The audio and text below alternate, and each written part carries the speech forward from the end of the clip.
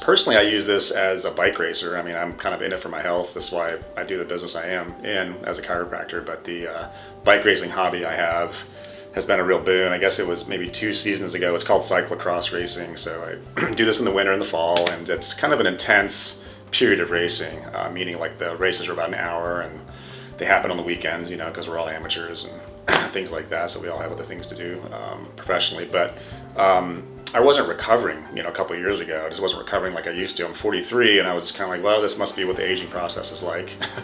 So I started dialing it back and racing a little bit less. And, you know, that was kind of doable, but maybe a little bit less fun. And I just, you know, thought, well, maybe this athletic career is kind of winding down a little bit. You know, I just need to do it temperate and not kind of go so hard or something. But then summer of 2017, which was last year, I got my Pulse machine, the X1, and started using that, and I was recovering like I hadn't recovered probably since my 20s. I mean, it was like I ran in college, and anyway, it was, you know, a real significant experience, you know. So, you know, would race Saturday, race again Sunday, very little soreness, you know, back at the training.